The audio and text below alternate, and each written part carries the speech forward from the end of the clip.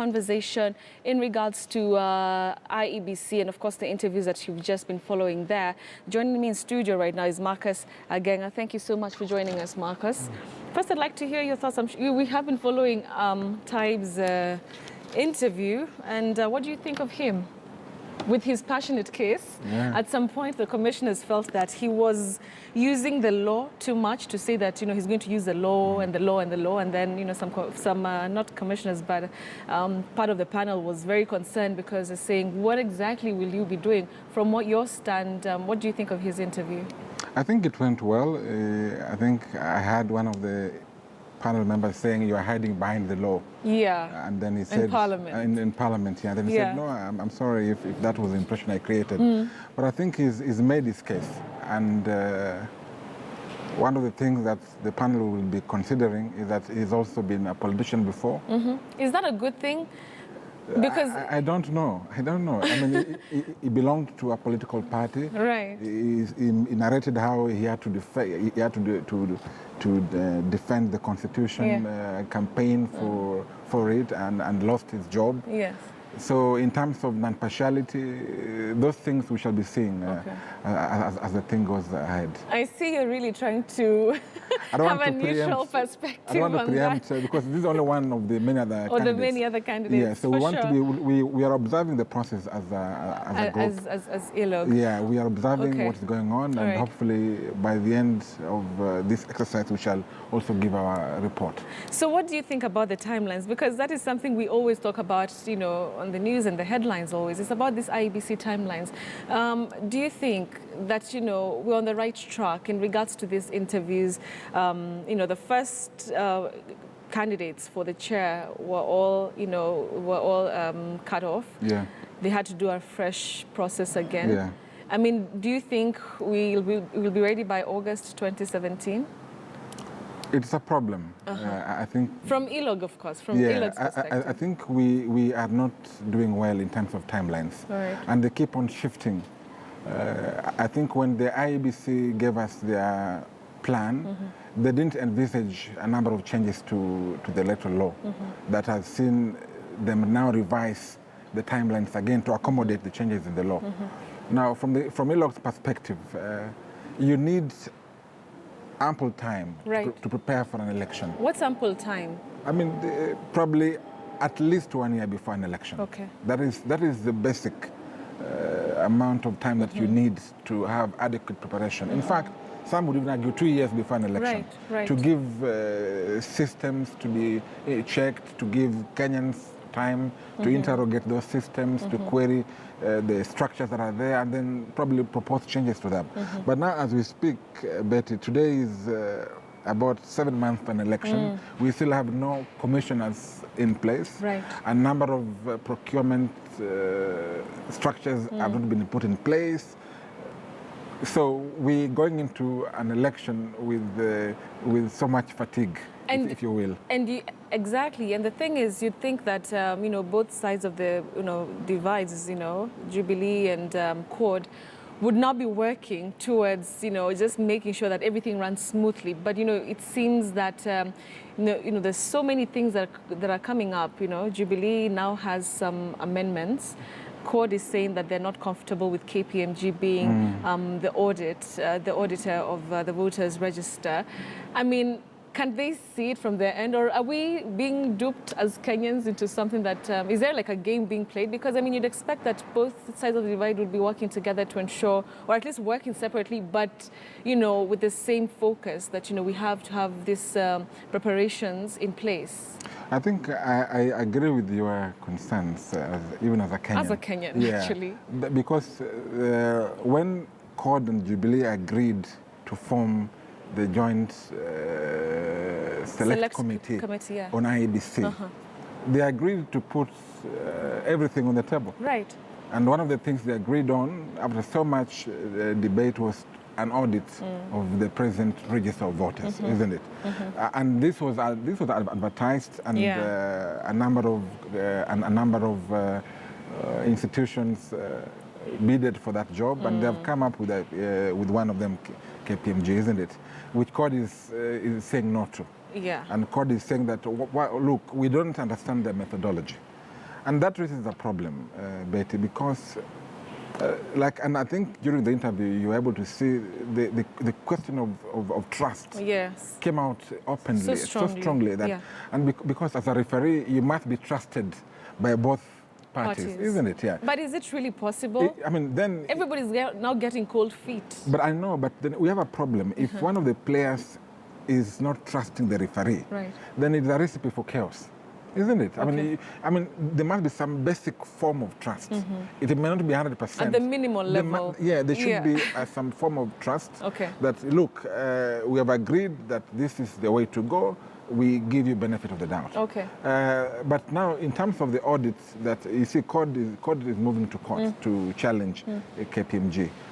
You remember, COD was, from the very word go, COD wanted to do a fresh audit. No, a fresh register. A fresh, exactly. Because they didn't trust what was there. Yeah. And now, but then they agreed on and one of the audit. things that I think as Observer Group we are looking into, IEBC or the tender committee of the IEBC should have told Kenyans the criteria they used to award or not award. Or not award. Yeah, because then the question is, why did you choose KPMG as opposed to, for example, IED, which has done an audit of the register for the last 2 electoral cycles. So you're saying that there are questions. There are questions that which I think IEBC should come out and tell us this is the criteria we used. And also KPMG also go out in public and say this is our methodology. So Kenyans have a look at our methodology and Kenyans interrogate them and give us their feedback. All right. Yeah. So that's my view. At the same time, also even in this process of looking for the chairperson of the IEBC and indeed other commissioners, one of the things that we want to see is that this process is made public as possible. Show Kenyans... Isn't it as public as possible? We've been airing it. This is one aspect of being public. Okay. But also when you are... Because at the end of the day, they will award these candidates, if you will, marks. I mean, so that so-and-so has got, this is how they are performed, this and this. I mean, when you arrive at a decision, because out of these 10, we'll need 2 of them to be given to the president for nomination, isn't it? Then when you are going to choose 2 out of 10, what criteria did you use? All right. How transparent is that? And that I think also we are asking, we will be pushing for So you're saying it's not only just showing us, the live proceedings, but even after, what criteria was used to arrive at certain individuals? Exactly. Yeah. Okay, fine. So I want us also to talk about some of the issues that are now coming up, and one of them is proposed amendments. There seems to be some sort of deviation from what was agreed upon by the Joint Select Committee, and now Jubilee is asking for a number of things that many people are questioning. And just let's take a look at some of the issues that they're raising here on our Super Bowl. And so we start with technology. Technology seems to be, technology from your end, shouldn't it be a good thing? It's a good thing. But so why is it seemingly that there's calls to go back to the manual voting? The manual system. Where, you have ghost voters and everything. Why would that be, I think this is a problem because if you remember in the discussions at the Joint Select Committee on IEBC, this was legislated as a law that we shall use electronic system to register and identify voters. Again, this was meant to curb a lot of mischief, where you find you have a number of ghost voters. Not a number, but quite a number of them, isn't it? Yeah. So for us to resort to a manual system is very retrogressive. And I'm not saying that use of technology is a guarantee for a democratic process. No. Because the use of technology is as good as people are using them. Isn't it? It's as good as people are using them. So that they say garbage in, garbage out. Okay. So if you don't have, there are 2 elements to this, by the way. One, the users of this technology, the users, and of course also also themselves as technology. What happens to them? So I think that's a problem, and I think as ELOG and we are saying, let us not go back to where we came from. But the other way to look at it, Marcus, is that in 2013, this technology failed us. So, is Jubilee warranted? Is their concern genuine that, just in case this technology fails? That's what they're saying. Why should it fail? Why? we should be investing more time, in my view. We don't have time, Marcus. I know, but we knew there will be elections on 2017. We knew. Yeah. We knew already. Okay. You see, the problem that most Kenyans have, they think that election is an event. Yeah. Election is a process. So we knew all along that elections were coming in 2017. In my view, that I think we should be focusing on how to make the technology work. Of course, it's true that there are occasions where this thing, all gadgets are bound to fail. Okay. Yeah, but we should have a plan. But let's not make the manual. But then are they really bound to fail? Or are they designed to fail? Okay. We don't know, but I think as an observer group, we want these things to succeed. So Marcus, let's go back to 2013 as ILOG, drawing comparisons from the conversation then, what happened then, this technology failing at that time. Yeah. What would be the best situation for 2017 where we are? Is it having both, both options open for manual and, for the technology to be used, or do you have a better option to the two? I think we should have when the law speaks about electronic voter registration and identification methods, right? There's a reason why the law wants that, and which of course you and I know why. But we should also be alive to the fact that technology also fails. So we should also have a plan B, always. But now the question is this: last time you remember, even at the Supreme Court, which register do we have? Okay. Which register is the principal register of voters in Kenya? How many of them do we have in Kenya? So that, I think, as we move to 2017, what ILOG wants to see, we want to have that properly defined by law, that the register of voters shall consist of this and this and that, and it's made public. So that not tomorrow you don't come up with another, this is another, you have like, like we had like 3 or 4 last time we saw. Right. So that brings confusion. So I think even as we think of a plan B, should the electronic devices fail, let that register be that which is agreed upon. Hence the the audit of the register. Okay, and just finally, just the first final question about this audit. I mean, what would be the best possible outcome? Like I mentioned, court is moving to court, but then what would be the best possible outcome for us to get the answers of the criteria that was used, or is it just going back to this whole process to select another audit firm entirely?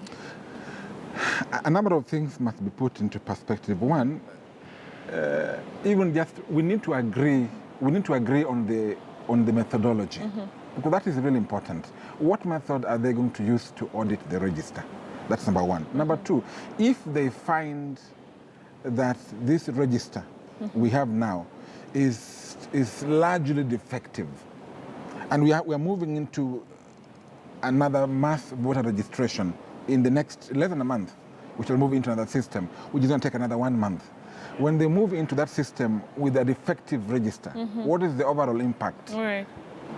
And the second thing that we need to think about, and I think CORD and Jubilee should really agree on this farm, because then if you agree on the farm, then you are also going to agree on the results of the audit. But if there's a problem with the farm itself, there is a problem with the methodology they are going to use. I think that KPMG should now move with speed to convince the political players that our audits, this is our method. Yeah. This is how we shall arrive at our conclusion. Professional as possible. Yes, exactly. So that they involve many of these guys. All right. Thank you so much, Marcus, for your insight. So.